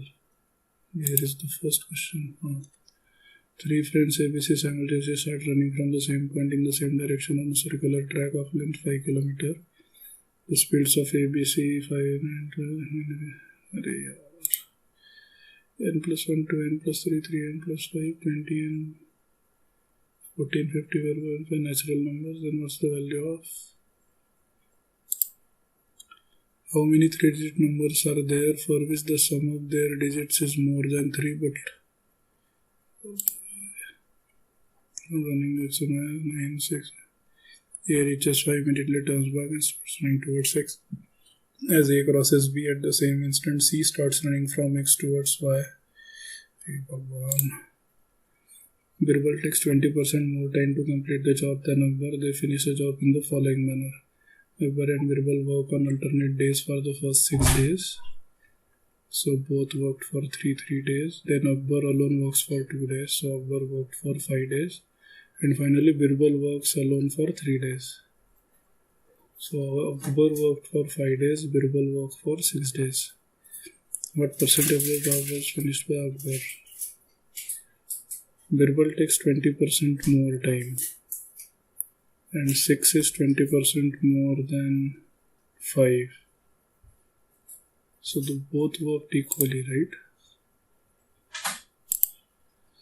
Suppose the length of each side of regular hexagon is 4. Point P is midpoint of CD, Q is midpoint of D. Find the perimeter of APQ. Weird options. A trader sell identical pens. He sold 60% of his stock at 20% discount on the label price and sold rest of the stock at an additional 20% discount on the discounted price. Overall, the trader makes a 25% profit. Okay, so this I can solve. So assume his label price is 100. They sold 60% and number of stock is 100. That means total he could have sold at 10,000. But he sold 60% of his stock at 20% discount. So what is the total selling price he got? 60% of the stock, 20% discount,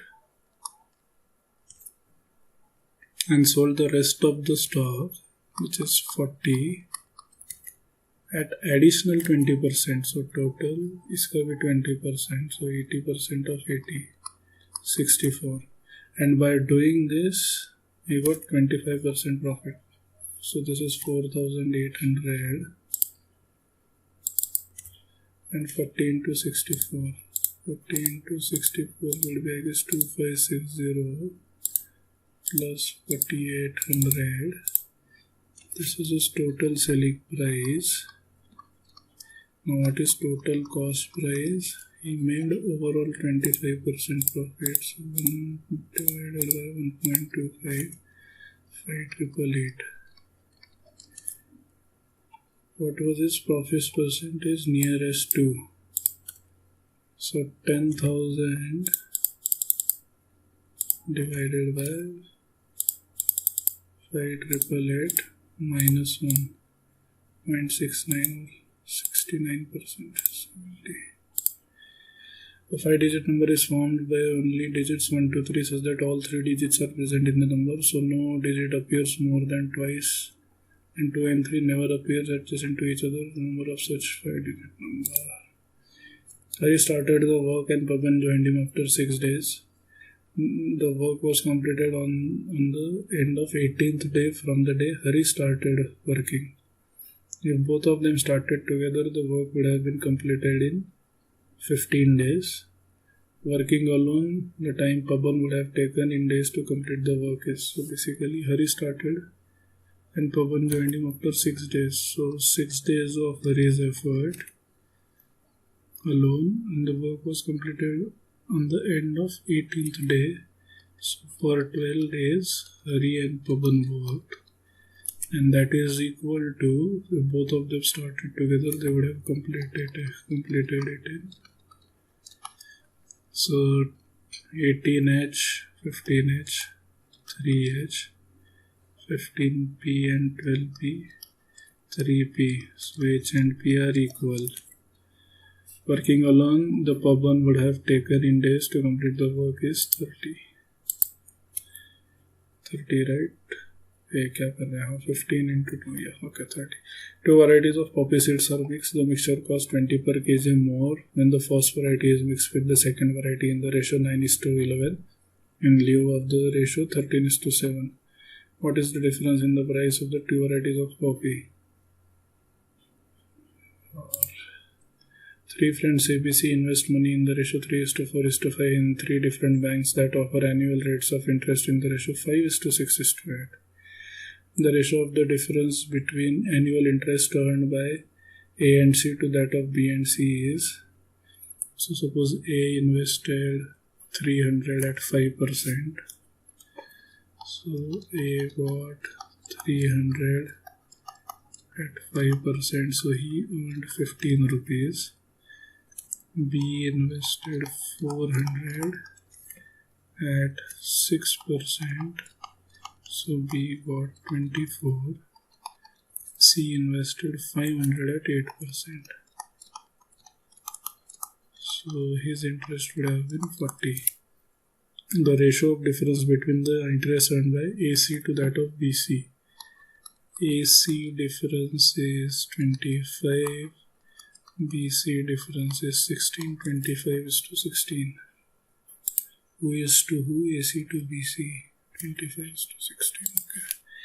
In a class of 15 students have scored more, on an average 20 marks in an examination. All scores are integer, with 5 students scoring the same highest marks of 30. Other 10 students have scored distinct marks, with 10 being the lowest one, the lowest value of the highest. ABCD is a cyclic quadrilateral where length of AC is greater than length of BD and at least one of its angles is a right angle. The diameter of the circle measures 65. Each of the following pairs cannot represent the possible lengths. Mr. Anand is working on a multinational company in Hinjawadi, Pune as a senior HR manager. Due to his huge expenses, he is able to save only 12% of his salary every month. The company has announced an increase in his salary by 20% from the next financial year, but the expenses of Anand will increase by 12.5% in the next financial year. What will be the percentage increase in his savings? Okay. So his income is suppose 100, his expenditure is 12%, his saving, so expenditure must be 88. Now this goes up by 20%, so this becomes 120. This goes up by 12.5%, which is 1/8. 1/8 is 11, so 99. So how much is the saving? 120, 99, saving is of 21. What will be the percentage increase in his savings? This percentage increase is 9/12 into 100, so 3/4, 75. Gopal wrote two two-digit numbers with each number having distinct digits on the board and multiplied them. The product of the two numbers is M. Govind reversed the digits of both the numbers and multiplied the new numbers. He found the product as M plus 396. The product of the unit digit of the numbers written by Gopal is 8. And none of them wrote a number greater than 50, the largest of the two numbers. X is a recurring and non-terminating decimal number. X is equal to 0.PQR, PQR, PQR. Okay, so when do they repeat PQR? So definitely they are being divided by 999. This is basically PQR divided by 999. Okay. The product of X and Y is an integer. Which of the following cannot be equal to Y? So X is a decimal with denominator 999. So Y has to be a multiple of 999. 2997 is 999 into 3, I guess. 1998 is 999 into 2. So that is fine. 198 is not multiple of 999. 6993. 6993 is, I guess, 999 by 7, I guess. Yeah. So this one also works. 198 doesn't work. The real root of the equation is 3 power 4x plus 3 power 2x plus 2 minus 22. So this is 3 power 4x plus 3 power 2x plus 2 minus 92. So if I take 3 power 2x as t, so this is t square plus 90 minus 22. So that is t plus 11, t minus 2. So t could be minus 11 or t could be 2. They only need real roots. That means 3 power 2x is 2.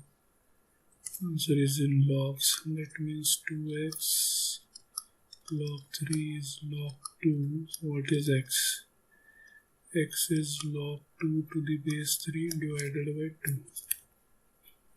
Log 2 to the base 3 divided by 2.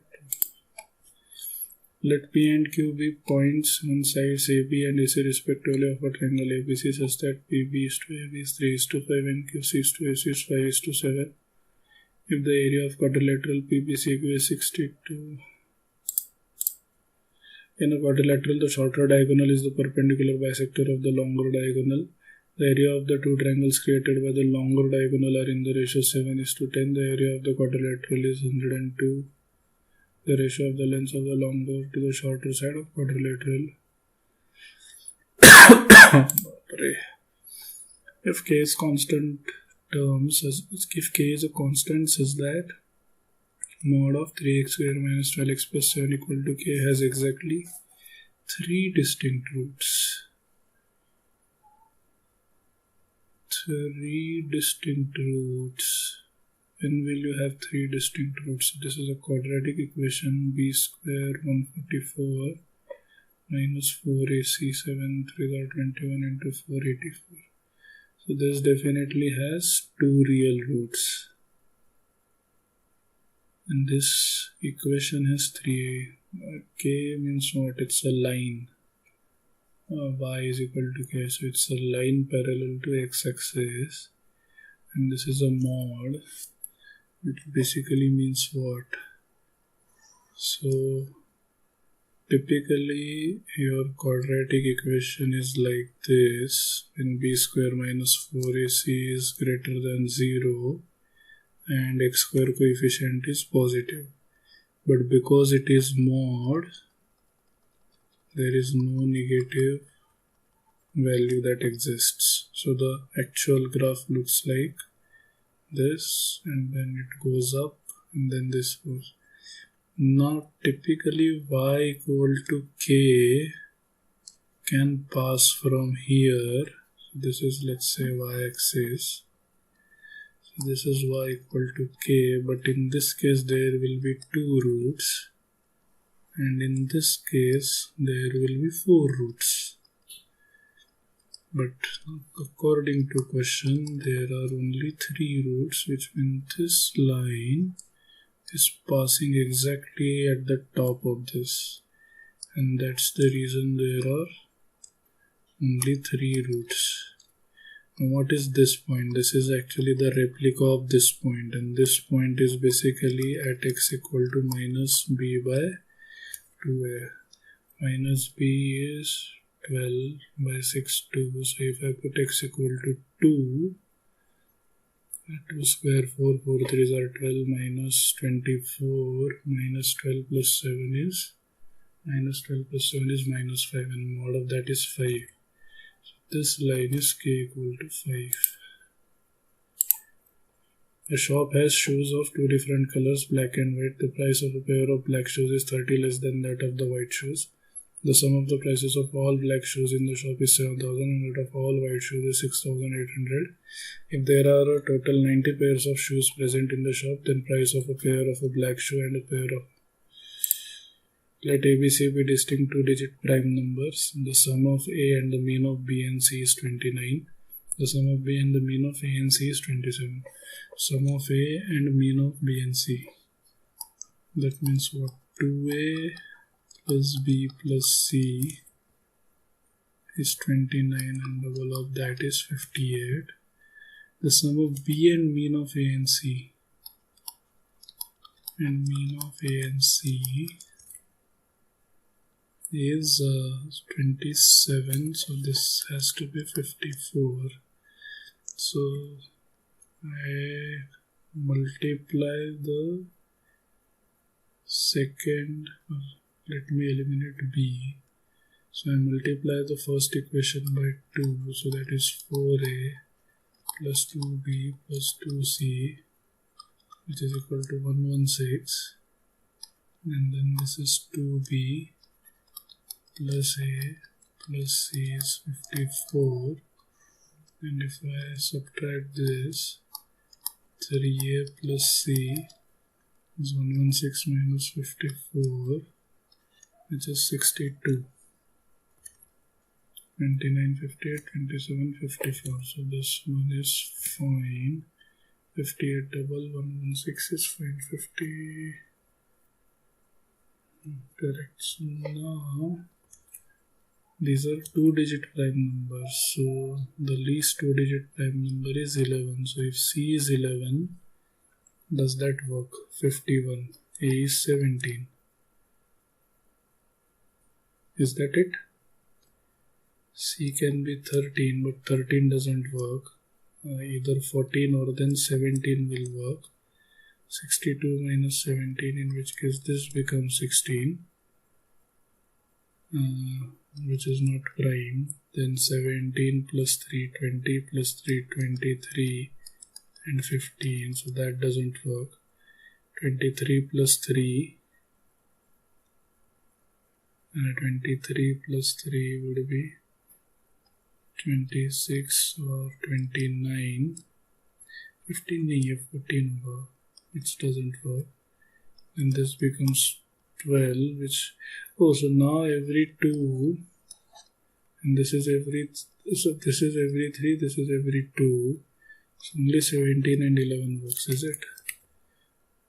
Then the sum of ABC is, put it here, 70 are 34 plus 11, 34 plus 11 is 34 plus 11 is 45, so B becomes 13. Yeah, this was 13 to the 26 plus A and C, 26 plus 28, 54, yeah.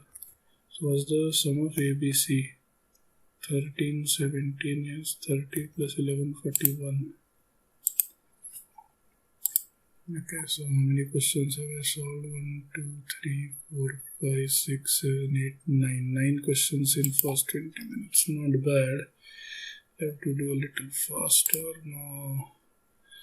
Okay, this seems okay. N square, 2n square, 3 up to p. So what is this? This, if you actually see n, 2n, 3n is going till 20. That means it's sum of the natural numbers till 20.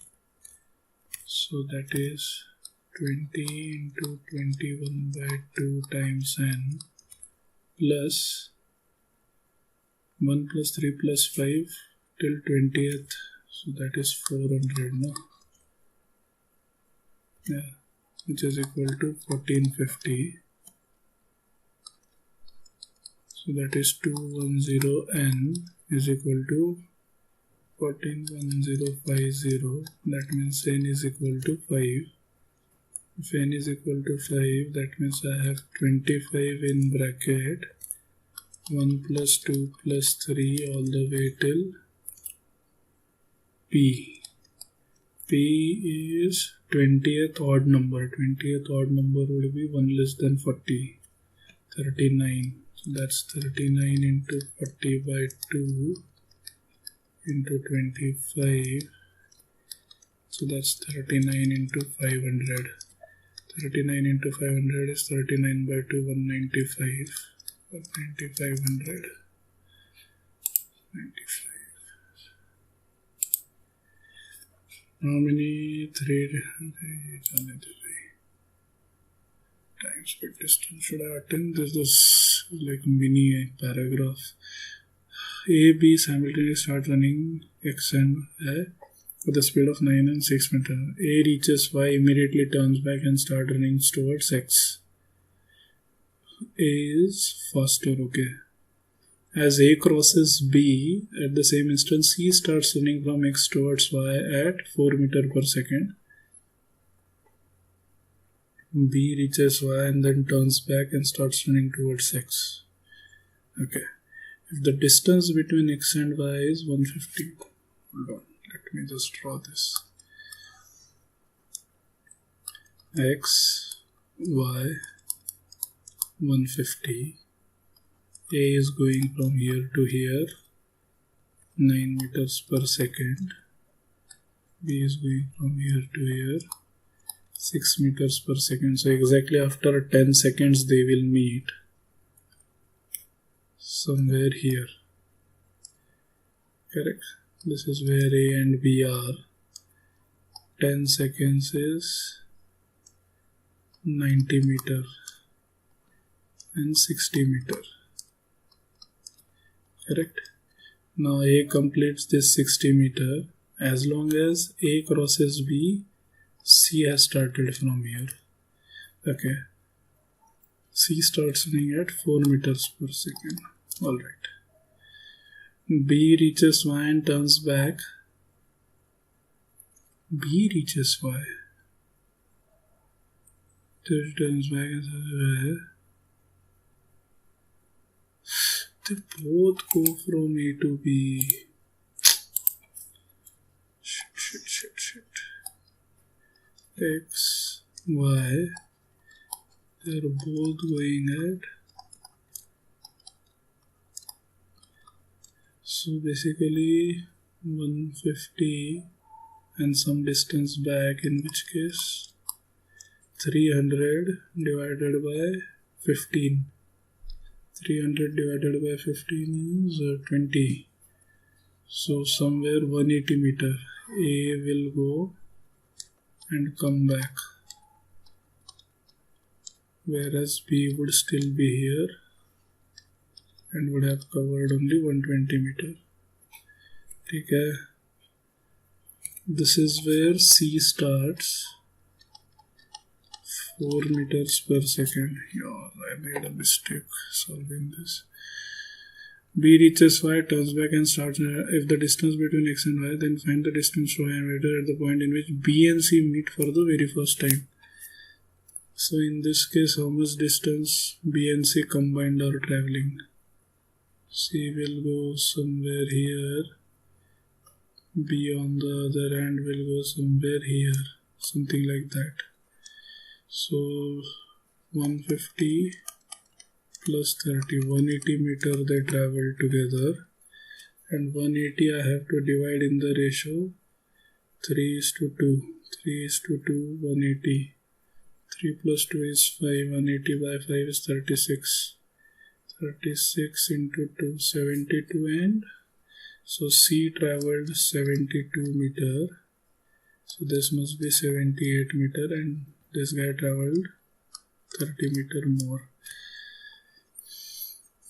The distance from Y in meters at which B and C will meet. B and C will meet here, and from Y it is 78.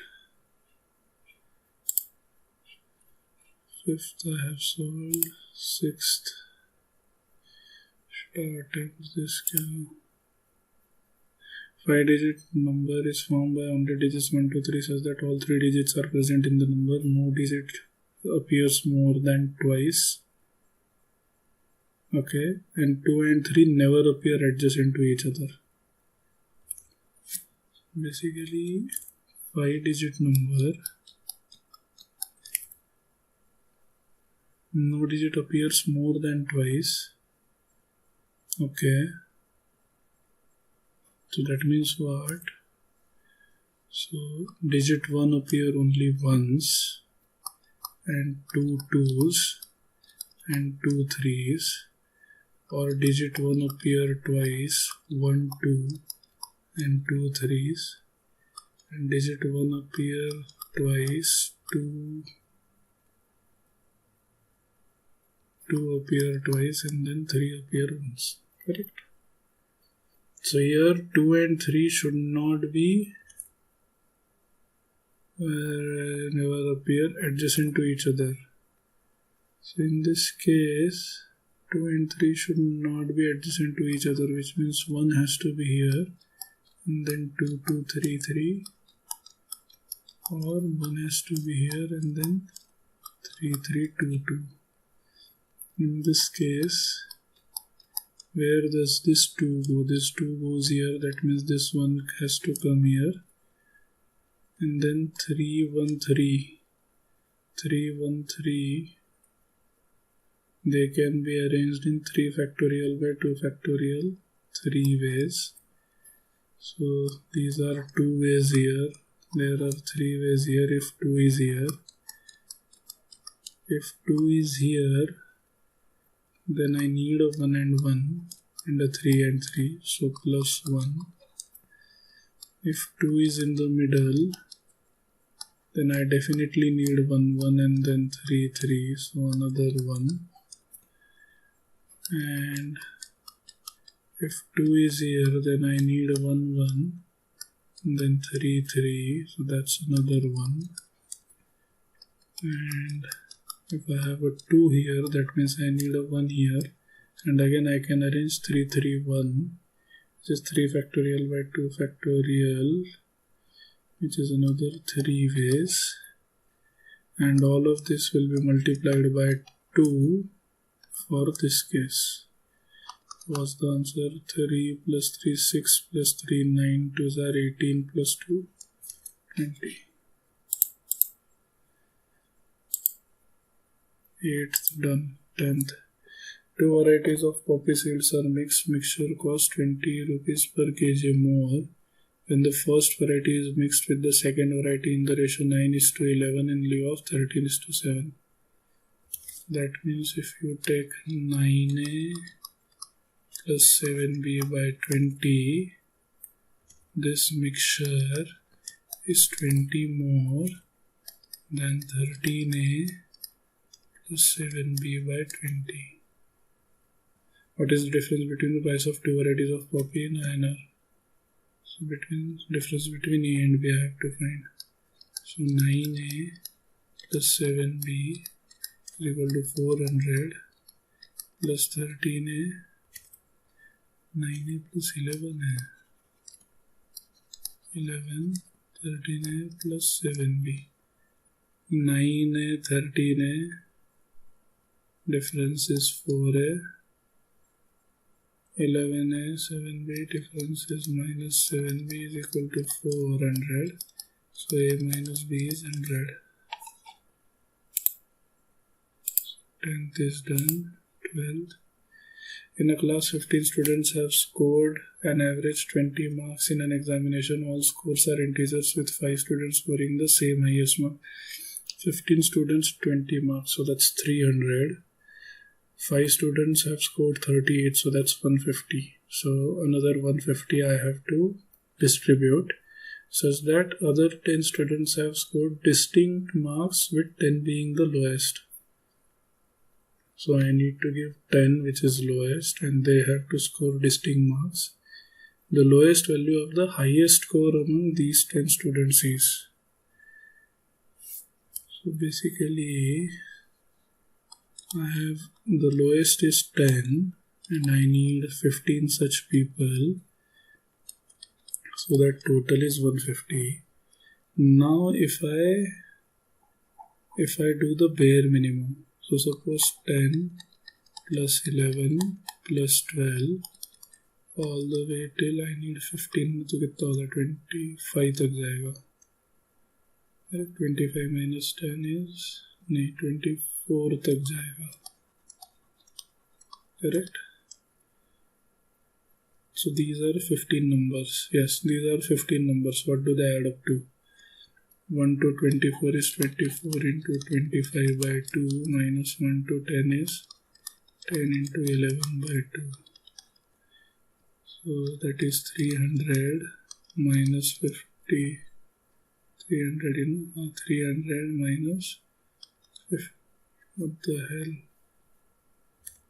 I have 15 students only, no? 15 students only. Oops. There. Shit. 15 students only. So I have only 5 students. So 10 plus 11 plus 12 plus 13 plus 14. क्या कर रहा हूँ मैं? With 5, so say 5 to 10 students, no? Then 10 plus 11 plus 12 all the way till 19. So that's 190 minus 55, 145. So I have to give plus 5 more marks. So it is the last 5 candidates. An average of 20 marks. For the lowest value of the highest score among these 10 students. So if I give this 5 marks to this 19 student, that's 24, no? Which is less than 30. 24.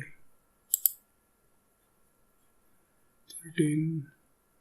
Cyclic quadrilateral is easy actually. The diameter is 65. That means what?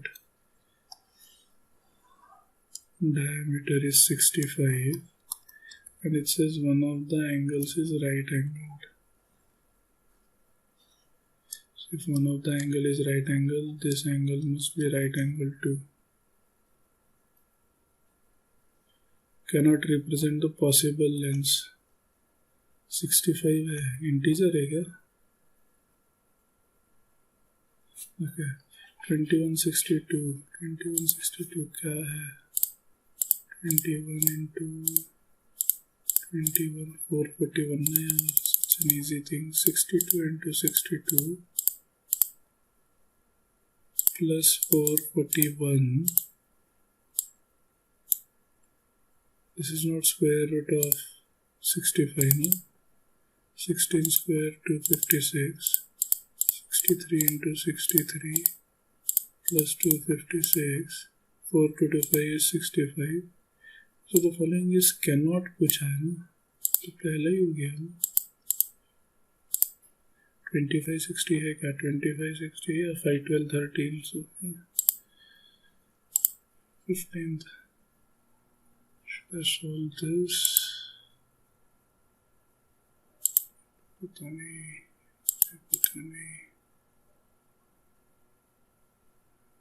Should I attempt first?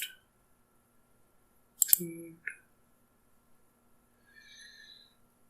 This question is very tempting here because it's regular hexagon. Let me attempt this. Regular hexagon है.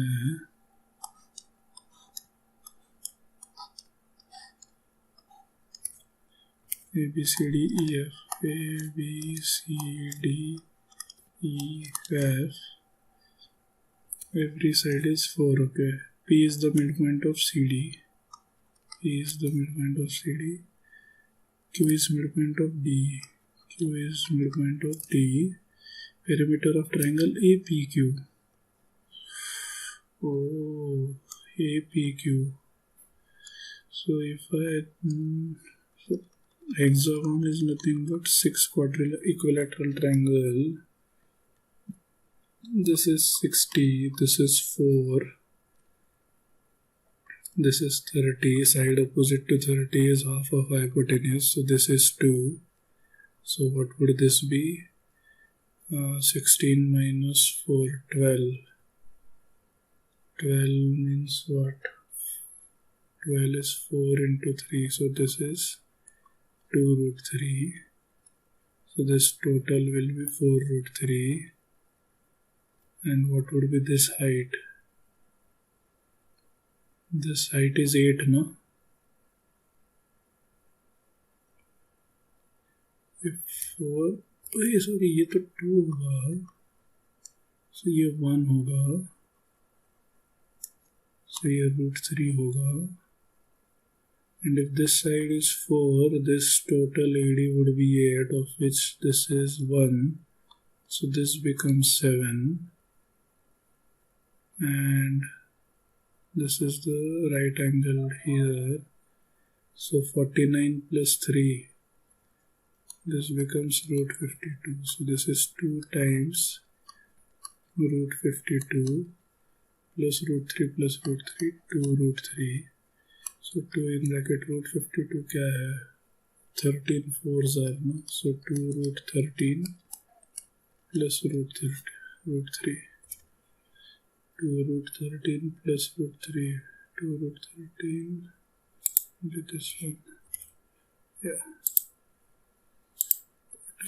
What else should I attempt this? Okay. Gopal wrote 2 2-digit numbers, with each number having distinct digit on the word. The product of the two numbers is m. Govind reversed the digits and got m plus 396.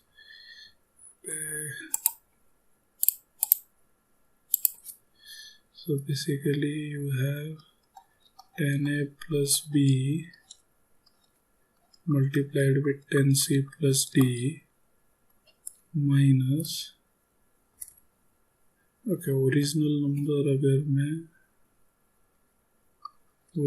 numbers are BA and DC. This is what Gopal wrote, and this is what Govind did, AB and CD.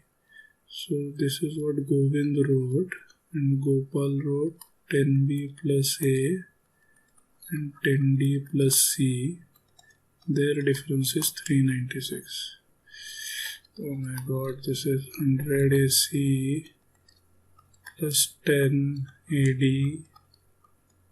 plus 10 BC plus BD minus 100 BD minus 10 BC minus 10 AD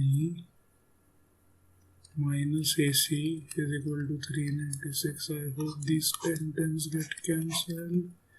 So 99 in bracket AC minus BD is 396, which means AC minus BD is 4. Then it says the product of unit digits of the numbers written by Gopal. Gopal wrote BA and AC. So AC is 8. That means BD is 4 and AC is 8. Are all of them distinct? Having distinct digits. With each number having distinct digits. That means what? BD cannot be 1 and 4. BD cannot be 1 and 4, because then AC has to be 2 and 4. AC cannot be 1 and 8. So BD cannot be 1 and 4. How do I solve this? BD is, so this has to be 1 and 4, and 8 would be what then? 2 and 4.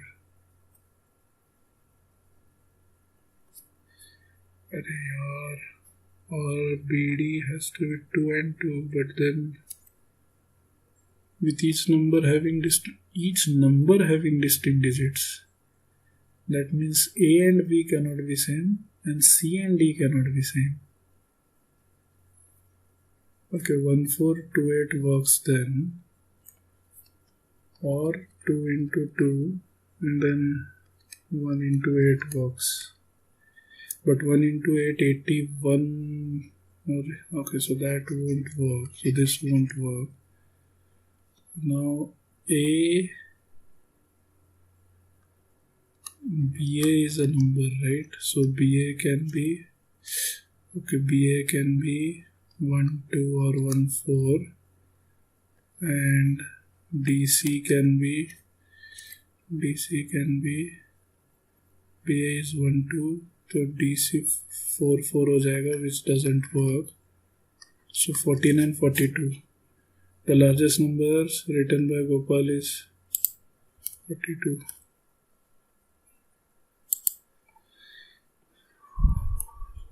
Anything else? Should I just mark something? Create the area of the 62, then area of triangle.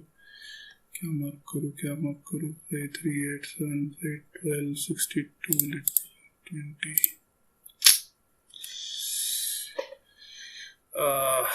This was a tough one. DILR went right till the last minute. Quants was again. I thought quants was a little tricky here, to be very honest.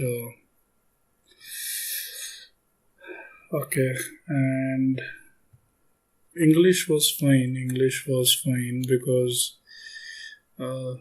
some of the passages, economics, biology, I've written so many passages till now that somehow I've got comfortable with biology and economics. So I had an easy time kind of reading those, so didn't really feel much pressure, but DILR I guess could have been better.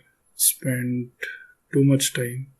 literally too much time in some of the question. 48 decent score, to be honest. 35, that means some questions have gone wrong. 44. So attempt wise, accuracy wise, I guess it was a good day. Attempt wise, I would say Good day as well, nothing much to highlight. I've got 8 incorrect. That's a little too high for me to be honest, but let's look at which ones I got wrong. English I got 3 wrong. The discovery except. Yeah, I thought I understood this passage the best. Okay.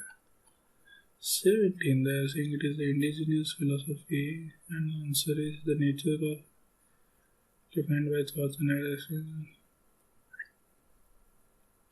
Oh, I'll have to check again.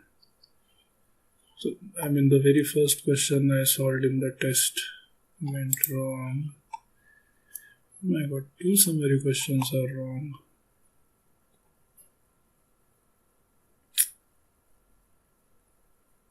Hold a lot of therapeutic promise. Don't know. Data interpretation. Yeah, how come is this wrong? How many products was over it? Hey, I guess then I had to include a product 3 in it.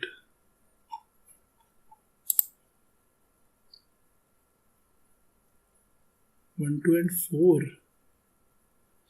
I made calculation error then I guess.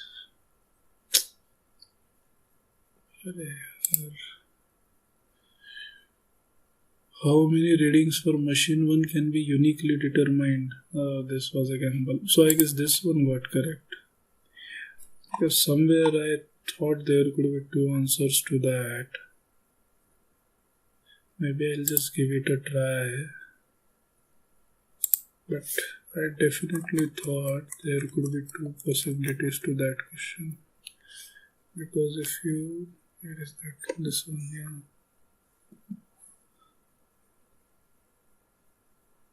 So there is some symmetry going on here. So basically the way I would do it is this. 6, 7, 8, 9, 6, 7, 8, 19, 20, right? So 19, 20 can come here and 6, 7 can go here.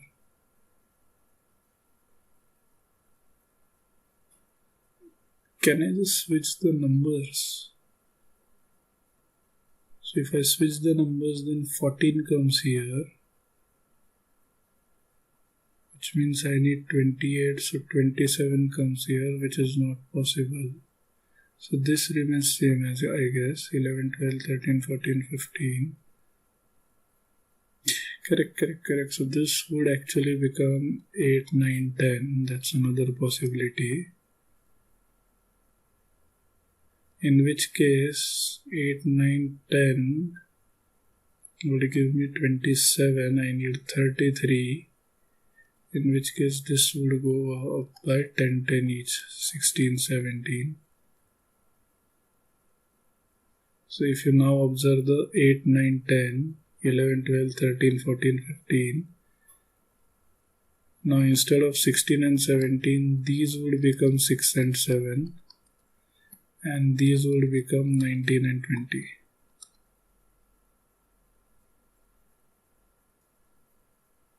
Correct? And 21, 22, 23, that this will remain. So basically second reading and fourth reading, machine 1, 2 can get interchanged. 4, 5 can get interchanged. But what is this? Fourth reading on... How many readings of machine 1 can be uniquely determined? I said 5, they said 3. So 2 were already there. Oh, basically this 23 comes here. No, 23 cannot come there. Because if 23 is here, then these two will have to add up to 46, which is not possible. So 3 is also here. So if you have 1, 2, 3, which is 6, machine 1. Shit, machine 1 was this column. Stupid mistake. This column, I somehow recognize that this column would have possibilities, but the row wise first, third, and fifth would remain the same because it's exactly symmetric. Shit, this is silly mistake. But thank God common sense prevailed here. 3 wrong here, okay? What the hell? This is definitely a wrong on the portal part. 13 तो आ ही नहीं सकता. It has to be root 13 and that too with preceded by 2. So I'll have to get this corrected in the portal. It has to be B. I need those 4 marks. This was the guesswork in a No, this was not guesswork. The lowest value of the highest score among these 10 students is lowest value of the high. In which case I would just distribute 1 each, not 5 to the highest one. I would have just distributed 1 each. And then this 19 would become 20. Again, stupid mistake. This anyway I had guessed. Alright, I guess, that's, that basically brings us to the end of this mock. I feel exhausted, to be very honest. Few silly mistakes here and there, but good attempt. Satisfied with the score, but definitely could have done better. I hope you found it useful to see the thought process in real time. Not just the questions that I got right, but also the ones I had to skip or make quick decisions on when it was in DILR. So just remember, mocks, these are not just about scores. They are more about learning how to manage your time, energy, how do you strategize under the exam pressure. And you should really feel low on energy right after the mock because you should be at your 100%. You should be giving your 100% when you are writing a mock, so that once the mock is over, you should feel exhausted is what I think, which is where the break has to come in. So don't immediately jump into the analysis mode. Take some time off, probably an hour or 2, or maybe a day's gap, and then come back and look at the mock again. Because that's when you get fresh perspectives and you can clearly see through your mistakes, which you kind of miss during, let's say, the first reading or during the mock. And as always, if you are preparing seriously for CAT, my mock test series is live, as you can see here. My mock test series is live. If you just want to attempt this particular mock, definitely go for the solo mock one. But if you are interested in the full-length mock test series, the experience is exactly what you just saw in the video, and you will get a structured set of mocks to really sharpen your prep. Right now, as you can see, you can grab it at a 25% discount. The link to enrollment would be in the description. For any questions, feel to reach out to me directly on this WhatsApp number that's available here. And finally, if you found this video helpful, don't forget to like, share and subscribe to 99 Percentile Hub. Hit the bell icon so that you don't miss the upcoming videos. I'll be doing more live attempts and strategy breakdowns in the weeks to come. Thanks again for watching and all the best for your CAT prep. See you in the next one. If today's session gave you insights, don't forget to like the video, subscribe to 99 Percentile Hub, and hit the bell icon so you never miss our future mocks, strategies, and deep dives. See you in the next session. Let's keep working towards excellence together.